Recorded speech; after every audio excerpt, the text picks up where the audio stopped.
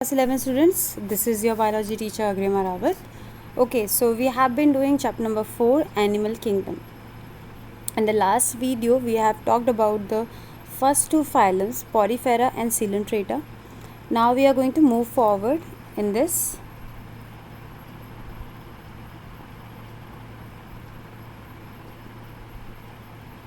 Okay, so coming to the next phylum, that is Ctenophora. ठीक है, ctenophora phylum आपका third phylum है and they are also known as sea walnuts और comb jellies. इनको सी walnuts और कोम jelly भी कहते हैं. सी वॉलनट क्यों कहते हैं इसे? क्योंकि वॉलनट की शेप जैसा दिखाई देता है, वॉलनट की तरह दिखाई देता है. वॉलनट मतलब अखरोट की तरह दिखाई देता है. क्यों? देखो दिख रहा है आपको ये स्ट्रक्चर, ठीक है, थोड़ा सा कैसा दिखाई दे रहा है आपको? वॉलनट की तरह दिखाई दे रहा होगा. एंड इसे कोम जेलीज क्यों कहते हैं? ये जो आपको दिखाई दे रही green structures, these are comb plate. ये है कोम्ब प्लेट्स, ठीक है. ये 8 होती हैं ये कोम्ब प्लेट्स, और इनमें सीलिया होता है, छोटे छोटे सीलिया बने होते हैं, ठीक है. और उस पर सीलिया बने होते हैं. और जैसे कि एक क्योंकि ये एक्वाटिक होते हैं, मैराइन एक्वाटिक हैं ये, मतलब समुद्र में रहते हैं, तो इन्हें आगे मूव करने के लिए एक तरह से अपनी बॉडी को मूव करवाना है. तो जैसे बोट में चप्पू होता है ना, ठीक है, चप्पू पानी को धकेलता है तो वो आगे बढ़ जाते हैं, वैसे ये सीलिया भी काम करते हैं, या कोम प्लेट्स आपकी इन चप्पुओं की तरह काम करती है, आगे मूवमेंट करवाने का इनको काम करवाती हैं, ठीक है. तो कोम प्लेट्स का काम क्या हो गया? लोकोमोशन का. क्लियर? तो कोम प्लेट्स यहाँ पे इनमें प्रेजेंट है, इसी वजह से इनको कोम जेलीज का भी नाम दिया गया है. Okay, then they are radially symmetrical, diploblastic and they have tissue level of organisation. अभी टिश्यू लेवल ऑफ ऑर्गेनाइजेशन चल रहा है, ठीक है. And their digestion of few of the ctenophora have extra cellular digestion and few of them are having intercellular digestion. ये हम इसके बारे में डिस्कस कर चुके हैं, एक्स्ट्रासेलुलर और इंटरसेलुलर, ठीक है. अब जो मेन चीज़ इसके बारे में अलग है, दैट इज़ बायोल्यूमिनेंस. ल्यूमिनेंस का मतलब समझ लीजिए पहले. तो ल्यूमिनेंस का मतलब है चमकना, ठीक है, लाइट निकलेगी इसमें से.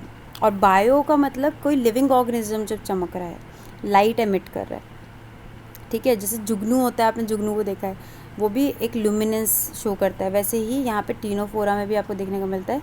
यहाँ पे लिविंग ऑर्गेनिज्म की प्रॉपर्टी लाइट एमिट करने की, इसको हम बायोल्यूमिनेंस कहते हैं. टीनोफोरा में हमें ये बायोल्यूमिनेंस देखने को मिलता है, ठीक है. ये कैरेक्टरिस्टिक है मेन टीनोफोरास में, ठीक है. यहाँ पे जो सेक्सेस हैं वो सेपरेट नहीं है, मतलब इसी के अंदर आपको मेल भी मिलेगा, ठीक है, और इसी के अंदर आपको फीमेल सेक्स ऑर्गन भी मिलेगा, ठीक है. रिप्रोडक्शन सेक्सुअली होता है, सिर्फ सेक्सुअल मीन से ही होता है.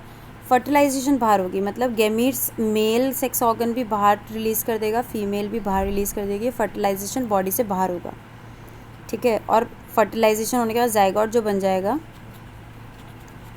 जाइगोट बनने के बाद वो लार्वा बनेगा, फिर वो पर्टिकुलर टीनोफोरा के एडल्ट जैसा दिखना स्टार्ट होगा, ठीक है. तो लार्वल स्टेज आती है बीच में, इसलिए इसको इनडायरेक्ट डेवलपमेंट भी कहते हैं, क्योंकि जब भी लार्वल स्टेज बीच में आ रही है तो उसे इनडायरेक्ट डेवलपमेंट कहा जाएगा. अगर डायरेक्टली जाइगोट से बच्चा अच्छी तरह से बिल्कुल पेरेंट्स जैसे दिखने वाला बच्चा बन जाए तो वो आपका डायरेक्ट डेवलपमेंट में आएगा, ठीक है. बट यहाँ लार्वल स्टेज आती है तो इसलिए इसको इनडायरेक्ट कहते हैं. और फर्टिलाइजेशन कहाँ हो रहा है? बाहर हो रहा है. इसके अगर एग्जाम्पल देखते हैं तो प्लूरोब्रैंकिया, जो कि ये है जो आपको एग्जाम्पल दे रखा है, प्लूरोब्रैंकिया. और टीनोप्लेना तो याद करना ईजी है, टीनोफोरा से टीनोप्लेना, ठीक है. So this was short brief description about the ctenophora. Now moving forward about the Platyhelminthes.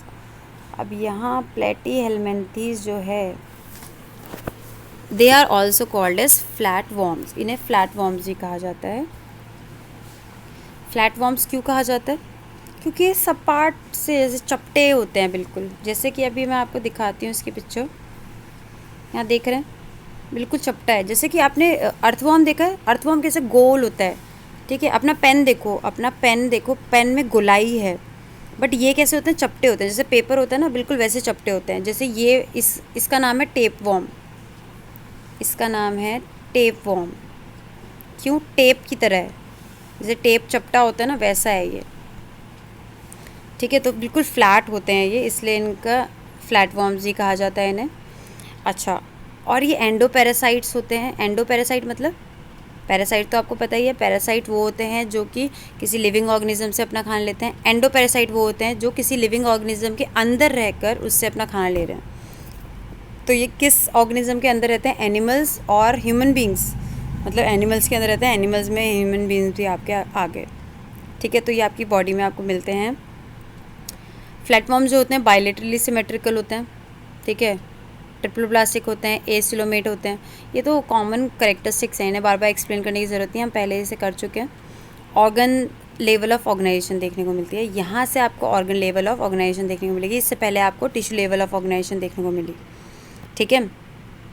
अच्छा, जैसे कि आपको बताया मैंने कि ये एंडोपैरासाइट्स है, मतलब किसी की बॉडी के अंदर रहते हैं, वहाँ से अपना खाना ले रहे हैं। अब खाना लेंगे कैसे? इन्हें अटकना तो पड़ेगा कहीं ना कहीं, नहीं तो बॉडी में घूमते रहेंगे पूरे टाइम, कहीं से खाना ले ही नहीं पाएंगे, रुकना तो पड़ेगा, ठीक है। तो उसके लिए इनकी बॉडी में हुक्स होते हैं, जैसे कि मान लिया ऐसे है और इसमें हुक है अटकने के लिए, ठीक है। इसकी बॉडी में हुक लगा हुआ है ऐसे करके अटकने के लिए। और शक्कर मतलब चूसने के लिए, जिससे कि जैसे कि ब्लड सक कर सकें ये, ठीक है, चूस सकें।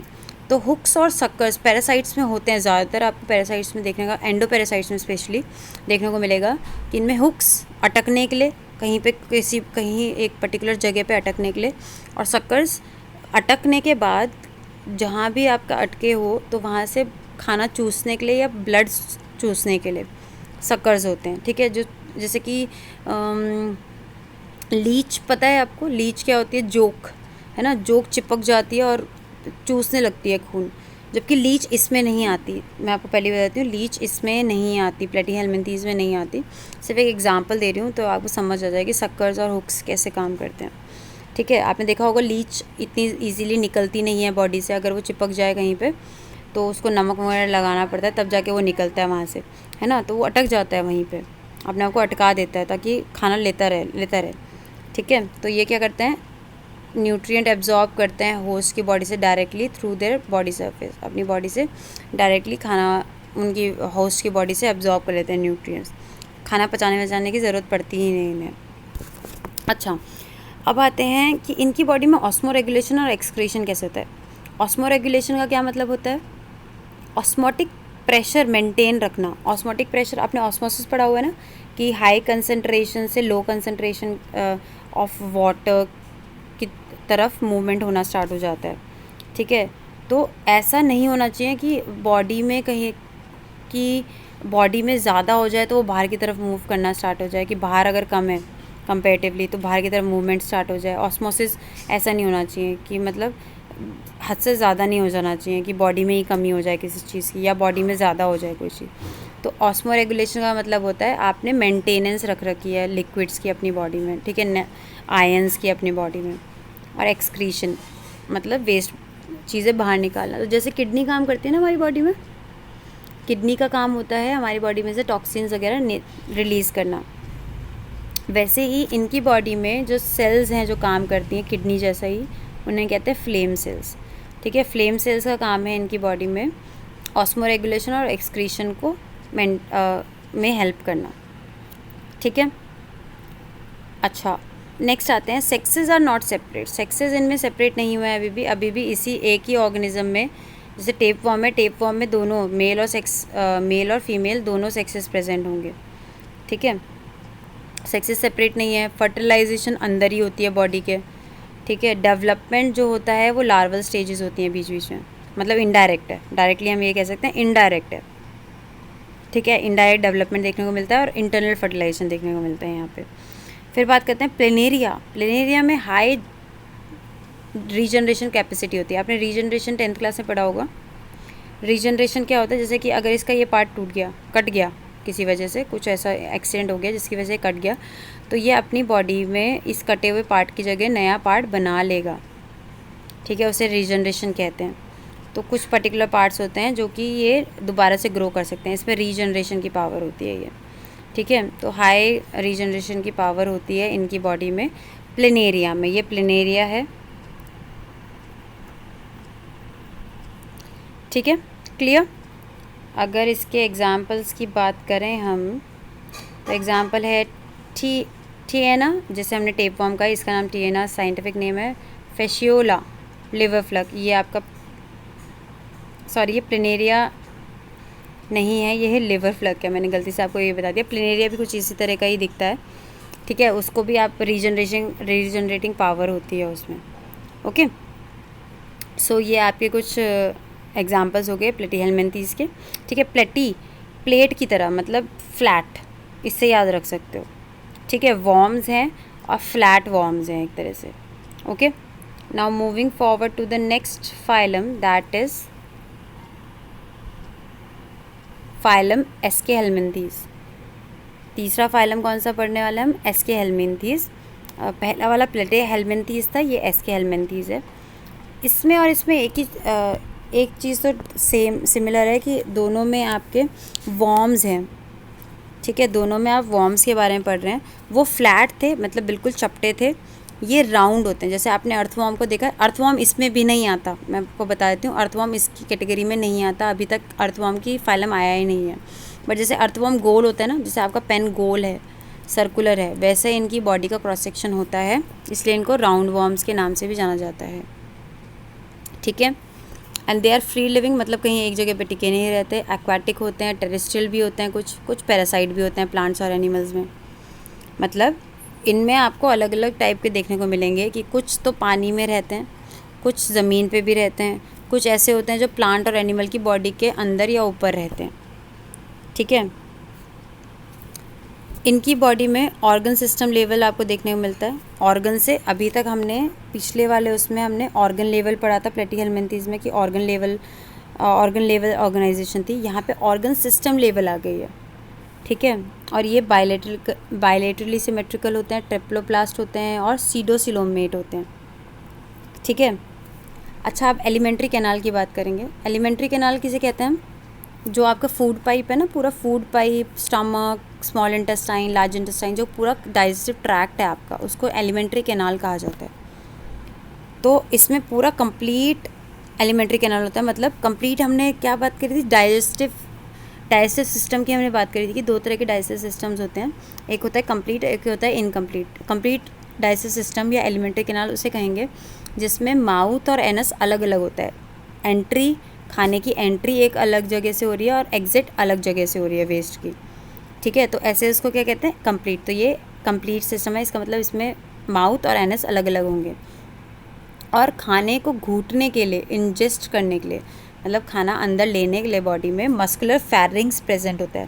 फेरिंग्स का काम मस्कुलर है, ये मसल्स की वजह से खाने को अंदर घूटने में, अंदर लेने में हेल्प करेगा। ठीक है, फेरिंग्स होता है आपकी, जैसे हमारी ह्यूमन की बॉडी में भी फेरिंग्स प्रेजेंट होते हैं। इनके थोड़े स्पेशलाइज्ड आपके अलग हैं क्योंकि इनका खाने का तरीका अलग तरीके का है। तो मस्कुलर फेरिंग्स इनकी बॉडी में प्रेजेंट होते हैं। और एक्सक्रीशन के लिए, जैसे कि पिछले हमने प्लेटीहेल्मिन्थेस में पढ़ा कि वहाँ पे फ्लेम सेल्स वगैरह प्रेजेंट हैं, यहाँ पे फ्लेम सेल्स वगैरह प्रॉपर नहीं है, यहाँ पे एक्सक्रीटरी ट्यूब्स होते हैं जो कि बॉडी वेस्ट को बाहर निकालते हैं। आपके एक्सक्रीटरी पोर्स से छोटे छोटे पोर्स होते होंगे, छेद से होते होंगे, जिससे कि वेस्ट बाहर निकल जाता है। ठीक है, तो पूरी यहाँ पे बॉडी में एक ट्यूब प्रेजेंट रहती होगी जो कि खाने को, जो वेस्ट है उसको इकट्ठा करेगी और स्पोर के थ्रू बाहर निकाल देगी। ओके, अच्छा फिर हम बात करते हैं कि इसमें सेक्सेस सेपरेट होते हैं। अभी तक हमने पढ़ा ही नहीं सेक्सेस सेपरेट। अभी तक हमने जितने भी फाइलम्स पढ़े देखे उसमें हमने ये देखा कि सेक्सेस जो है एक ही में, एक ही बॉडी में दोनों सेक्सेस प्रेजेंट है। बट यहाँ पे आपको एस्केहेल्मिन्थेस में एक नई चीज़ देखने को मिली कि सेक्सेस सेपरेट हैं, मतलब दो अलग अलग ऑर्गेनिज्म में आपको एक मेल होगा, एक फीमेल होगा। ठीक है, जैसे कि आप यहाँ देख सकते हैं राउंड वॉर्म एस्केहेल्मिन्थेस का एक एग्जाम्पल है। इसमें मेल और फीमेल बॉडी अलग अलग हैं। ठीक है, ऐसे ऑर्गेनिज्म को हम क्या कहते हैं? डायोशियस। डायोशियस उसे कहते हैं जिसमें एक बॉडी में एक ही सेक्स प्रेजेंट हो, ठीक है, उसे डायोशियस कहेंगे, ठीक है। और इसमें ज़्यादातर फीमेल्स जो होती हैं वो बड़ी होती हैं मेल से, फीमेल्स जो होती हैं बड़ी होती हैं। यहाँ देख भी सकते हो आप इस डायग्राम में, फीमेल बड़ी है, ठीक है, मेल छोटा है, फीमेल बड़ी है, लंबी है ना। तो आपका यहाँ पे फीमेल जो ज़्यादातर हैं इस केस में, वो फीमेल्स बड़ी होती हैं मेल से, ठीक है। फर्टिलाइजेशन अंदर ही होता है, मतलब मेल जो है अपना गैमीट फीमेल की बॉडी तक पहुँचाएगा और उसके अंदर फर्टिलाइजेशन होगा फीमेल की बॉडी के अंदर।